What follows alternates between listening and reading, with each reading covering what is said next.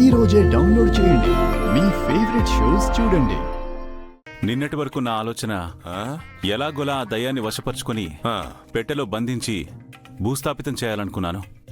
కానీ రాత్రి నుంచి మనసు మార్చుకున్నాను. మనసు మార్చుకోవడం చెప్పేది? అవును బాబాయ్, ఆ దయ్యాన్ని మోసం చేసి పెట్టెలో పెట్టి భూమిలో పాతిపెట్టడం నాకు పెద్ద టైం పట్టకపోవచ్చు. కానీ తన కథ ఏంటో గతమేంటో మనం ఖచ్చితంగా తెలుసుకోవాలి బాబాయ్. అసలు ఆ అమ్మాయి ఎవరు ఏంటి అనేది తనకి తెలియాలి. తనకేం జరిగిందో తెలుసుకోవాలి.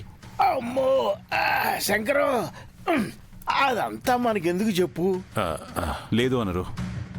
ఒక మనిషికి తన ఐడెంటిటీ తెలియకపోతే ఎంత బాధ ఉంటుందో ఒక దయ్యానికి కూడా అంతే బాధ ఉంటుందని రాత్రి తనతో మాట్లాడాకే తెలిసింది.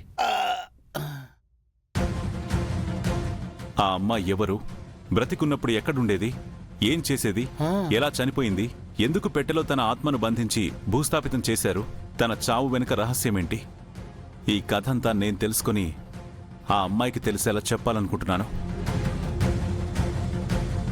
ఇదిగో శంకరం, బతుకున్న మనుషుల గురించి ఆలోచించవయ్యా. చనిపోయిన మనుషులు ఆత్మల గురించి నీకెందుకు?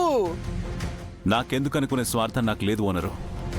నేను బాగుండాలి, నాతో పాటు ఉన్న వాళ్ళందరూ బాగుండాలనుకునే రకం నేను.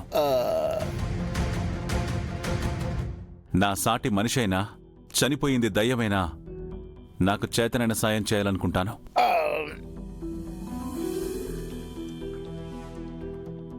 అందుకే ఆ దయ్యం కథ తెలుసుకుంటాను. తనని బంధించడానికి కాదు, తన ఆత్మకు విముక్తి కలిగిస్తాను.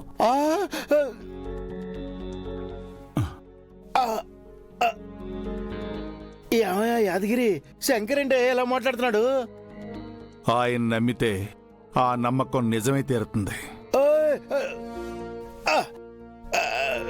ఏమండి, ఇదేంటండి?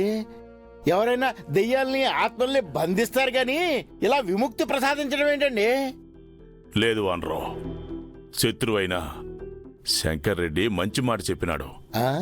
సాటి మనిషికైనా చనిపోయిన దయ్యానికైనా ఓ కథ ఉంటాదే, అది తెలుసుకోవాలి. ఒక బాధ ఉంటాది, అది తీర్చాలి. ఆ విషయాన్నే శంకర్ రెడ్డి చాలా గొప్పగా చెప్పి నా మనసును కదిలించినాడప్పా.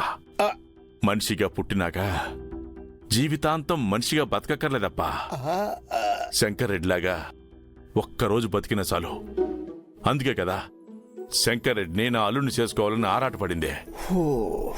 దేనికైనా ప్రాప్తం ఉండాలప్పా. నా ప్రాప్తం ఇంతే. ఓహో, అరివీర భయంకరుడైనటువంటి శివారెడ్డి మనసునే కరిగించేశాడంటే శంకర్ సామాన్యుడు కాదు. అయినా ఇలా క్యారెక్టర్లన్నీ పాజిటివ్ అయిపోతే నా క్యారెక్టర్కి ఏం పని ఉంటుంది? మార్చేస్తా, శివారెడ్డిని మళ్ళీ నెగిటివ్గా మార్చేస్తా.